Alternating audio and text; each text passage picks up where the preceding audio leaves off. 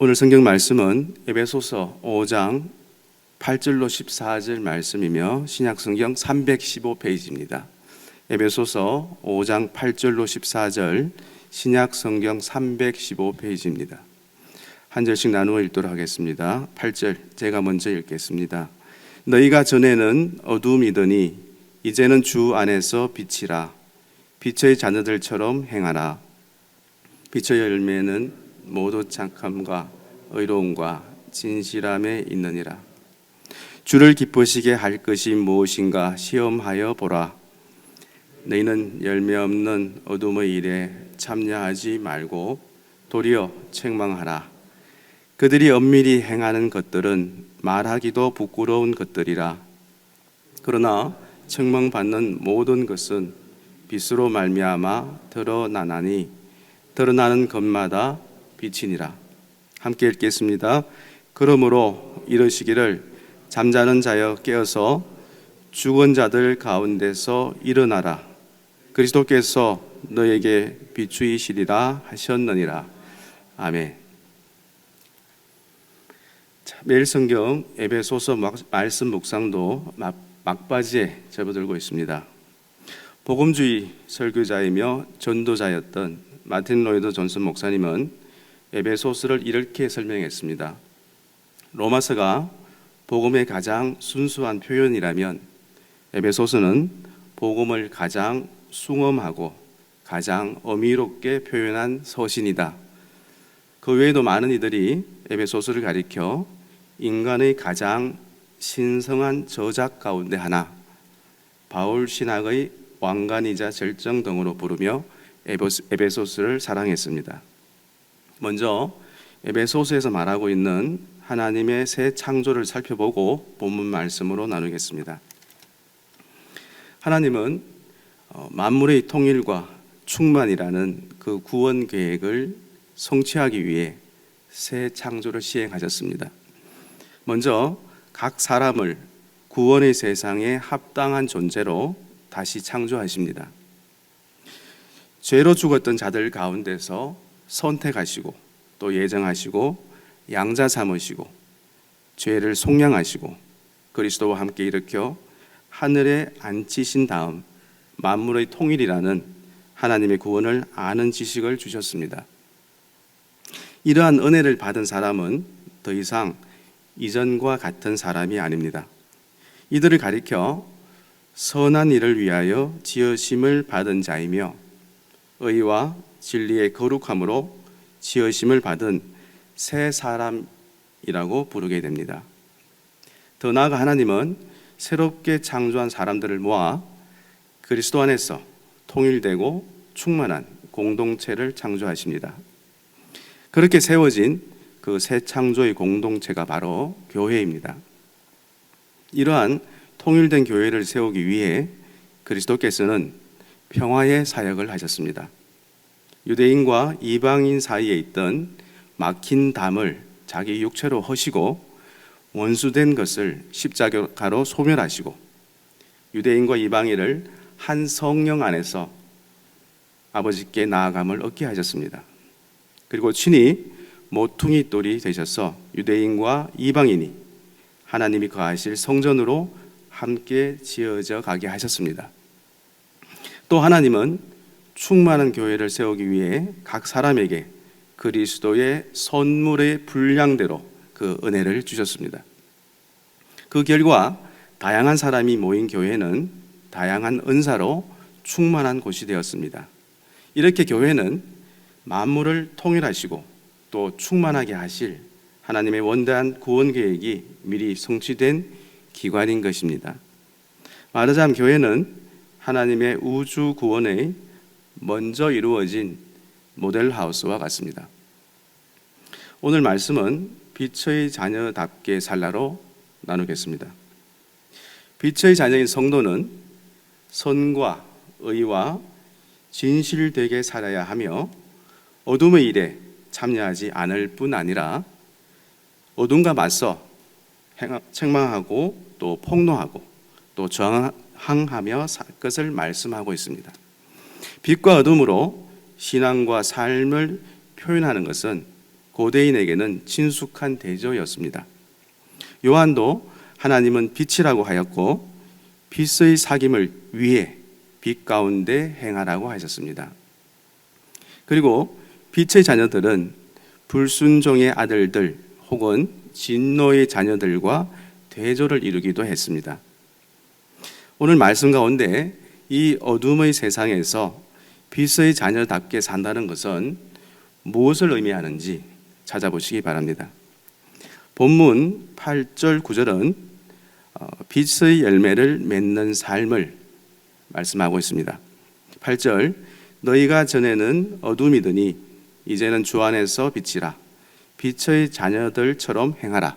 9절 빛의 열매는 모든 착함과 의로움과 진실함에 있느니라. 아멘. 그 8절 말씀의 하나님의 언약 바깥에 있는 삶은 어둠 가운데 있었으며 진리 바깥에 있었습니다. 모든 관계가 어긋나 있었고 삶의 질서가 무너져 있었습니다. 그러나 그리스도인의 삶은 빛의 삶입니다. 그것은 진리 안에 거하는 삶이고 예수 그리스도의 통치 아래서 사는 삶인 것입니다. 9절의 빛의 열매는 예수 그리스도의 그 인격의 열매입니다. 성부, 성자, 성령, 삼위 하나님의 그 관계 방식에 참여하는 삶을 말하고 있습니다. 이렇게 빛의 열매는 그 착함과 그 의로움과 그 진실함으로 만들어진 빛의 자녀들이 되어 어질고 관대한 행실과 또 올곧은 행실 그리고 거짓 없는 진실한 말과 행동을 드러내게 됩니다. 10절로 12절 말씀은 주를 기쁘시게 하는 삶을 이야기하고 있습니다. 10절 주를 기쁘시게 할 것이 무엇인가 시험하여 보라. 11절 너희는 열매 없는 어둠의 일에 참여하지 말고 도리어 책망하라. 12절 그들이 은밀히 행하는 것들은 말하기도 부끄러운 것들이라. 아멘. 그리스도인은 이제 세상을 기쁘게 하던 삶에서 돌이켜 목숨 바쳐 살리시고 자기 것으로 삼아주신 그 주님을 기쁘시게 하는 삶을 살아야 합니다. 그것이 바로 생명입니다. 무엇이 주님을 기쁘게 하는 것인지를 시험하고 또 분별할 책임이 우리에게 있다는 것입니다. 그 주님의 남겨두신 진리를 따라 성령의 조명하심에 의지하여 무엇이 빛에 속한 삶인지 또한 무엇이 어둠의 일인지를 따져볼 수 있어야 하겠습니다. 이렇게 어둠의 일은 참여하지 않을 뿐 아니라 책망해야 합니다. 그래서 우리도 엄격히 금해야 되지만 타인도 그 어둠의 삶을 따르지 않게 권면해야 합니다. 8절 9절의 빛의 열매를 맺는 삶과 또 10절로 12절의 주를 기쁘시게 하는 삶을 통하여 하나님이 원하시는 그리고 하나님의 거룩한 백성이 하나님께 영광을 올려드릴 수 있는 그 성숙한 교회다움과 또 신실한 성도다움에 대하여 살펴보겠습니다. 성숙한 교회다움입니다. 교회는 통일되고 충만한 만물의 모델하우스이기 때문에 마땅히 하나가 되고 또 충만한 곳이 되어야 합니다. 따라서 평안의 매는 줄로 성령님이 하나 되게 하신 것을 힘써 지켜야 하겠습니다. 이를 위해 겸손과 온유와 오래 참음으로 사랑 가운데서 서로 용납해야 합니다. 또한 각 사람은 하나님이 주신 그 은사를 힘껏 사용해서 교회를 충만한 곳으로 만들어야 합니다. 각 사람이 자기의 은사를 발휘해서 또 봉사의 일을 할 때 교회는 다양하고 다채로운 것들로 가득한 곳이 될 것입니다. 교회는 모자이크와 같습니다. 수많은 조각이 고유한 색깔과 그 무늬를 간직한 채 하나의 그림을 이루는 그 모자이크처럼 교회도 그 각 사람의 고유하고 다양한 그 은사가 마음껏 발휘되면서도 그것이 그리스도 안에서 아름답게 조화를 이루어야 합니다. 이것을 성숙한 교회다움이라고 합니다. 신실한 성도다움입니다. 새롭게 창조된 성도는 그리스도 밖에 있는 사람처럼, 그리스도 밖에 있는 예전처럼 살 수 없습니다. 에베소서에서는 너희는 그 이방인이 그 마음의 허망한 것으로 행한 같이 행하지 말라고 명하며 새 사람의 실천 윤리를 말씀하고 있습니다. 먼저는 공동체의 하나됨을 해치는 그 이방인의 습관을 버려야 합니다. 그것은 거짓, 또 무절제한 분노, 또 도둑질, 또 더러운 말을 버려야 합니다.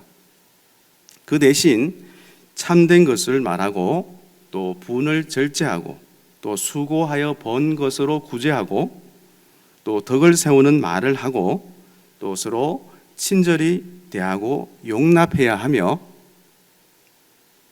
교회의 하나됨을 지켜야 합니다. 세상 속에서는 말이 달라야 하고 또 빛의 자녀로서 어둠의 일을 책망해야 하고 술 취하지 말고 또 성령으로 충만해야 합니다. 사람들과의 관계에서도 그 지배와 복종의 주종 관계를 버리고 주님을 대하듯이 피차 복종해야 합니다. 부부 관계에서도 또 부모와 자녀 관계에서도 종과 상전의 관계에서도 또 이방인들의 태도와는 전혀 다르게 상대방을 귀하게 여기며 서로 존중할 것을 말씀하셨습니다. 13절 14절의 책망받는 부끄러운 삶에 대한 말씀입니다. 13절 그러나 책망을 받는 모든 것은 빛으로 말미암아 드러나나니 드러나는 것마다 빛이니라. 14절 그러므로 이르시기를 잠자는 자여 깨어서 죽은 자들 가운데서 일어나라. 그리스도께서 너희에게 비추이시리라 하셨느니라. 아멘. 에베소 성도들은 그리스도인이 된 이후에도 어둠에 속한 일과 절연하지 않고 은밀하게 행하고 있었는지도 모릅니다. 현재 우리들 삶의 자화상과도 같습니다. 바울 사도는 그 은밀한 일은 말하기도 부끄럽고 지금은 감춘 듯 하지만 빛이신 주님 앞에서는 숨길 수 없다고 하십니다. 우리는 어둠의 일에 관여할 때 그것은 영적으로 죽은 목숨이나 다름없습니다. 그러니 영적 잠에서 깨어나야 합니다. 만약 그리스도께서 그 은밀한 일들을 드러내실 때 우리는 스스로 자신을 속이는 일을 멈추고 부끄러워할 줄 알아야 합니다. 그래야 수치를 면하고 죽음을 면할 것입니다. 말씀을 정리하겠습니다. 마귀와 악한 영적 존재들이 우리가 성도답게 또 교회답게 사는 것을 방해합니다. 그래서 우리의 신앙생활은 영적 싸움이기도 합니다. 하지만 절대 겁낼 필요는 없습니다. 그 이유는 악한 세력을 이길 수 있는 그 힘과 그 무기를 하나님이 전부 지원해 주시기 때문입니다. 그것이 바로 하나님의 전신갑주입니다. 우리가 하나님의 전신갑주를 입고 성령 안에서 항상 기도하면 악한 세력을 물리치고 신실한 성도다운 성도로 살아가며 또 성숙한 교회다운 교회를 이룰 수 있을 것입니다. 오늘 본문 말씀 안에서 빛의 자녀답게 사는 것과 그 에베소서를 묵상하며 만물의 통일과 또 만유의 충만이라는 그 하나님의 위대한 구원 계획에 우리가 부르심을 받아 함께 참여하고 있음을 확인하고 또 기도하고 분투하며 부르심에 합당한 그 거룩한 삶과 아름다운 교회를 구현할 수 있기를 소망합니다. 결론입니다. 빛과 어둠은 섞일 수 없습니다. 하나님 나라와 또 세상 신의 나라는 융화될 수 없습니다. 그 이유는 각 나라의 이념과 또 그 가치와 또 양식과 질서가 엄연히 다르기 때문입니다. 이제 우리는 그 회색 지대에 숨지 말고 자신의 신앙적 정체성을 분명히 할 수 있도록 그 용기와 그 불굴의 의지와 뜻을 가져야 합니다. 마지막으로 빛의 자녀답게 살아갈 것을 독려하고 또 인도하시는 하나님의 메시지를 한 번 더 읽고 마치겠습니다. 8절로 10절입니다. 여러분은 전에 그러한 어둠 속에서 길을 찾아 헤맸으나 이제는 그렇지 않습니다. 여러분은 지금 환한 곳으로 나와 있습니다. 그리스도의 빛이 여러분의 길을 똑똑히 보여줍니다. 그러니 더 이상 비틀거리지 마십시오. 그리스도의 밝은 빛을 가까이 하십시오. 선함, 옳음, 참됨 이 세 가지는 밝은 대낮에 어울리는 행위입니다. 그리스도를 기쁘시게 그 해드릴 일이 무엇인지 생각하고 그것을 행하십시오. 11절로 14절입니다. 헛된 일, 또 분주하기만 할 뿐 성과가 없는 일, 또 어둠을 쫓는 무익한 일로 여러분의 시간을 허비하지 마십시오. 오히려 그러한 일들이 속임수임을 드러내 보이십시오. 아무도 보는 이 없는 어둠 속에서나 할 법한 일에 삶을 낭비하는 것은 수치스러운 일입니다. 그런 사기꾼들의 정체를 폭로하고 그리스도의 빛 가운데 밝혀진 그들의 정체가 과연 매력적인지 한번 생각해 보십시오. 잠에서 깨어나라, 또 관을 열어젖히고 나오너라. 그리스도께서 내게 빛을 보여줄 것이다. 우리는 그리스도 안에 거할 때 그 빛으로 세상을 밝힐 수 있습니다. 개인적 묵상과 함께 하루를 열어가겠습니다.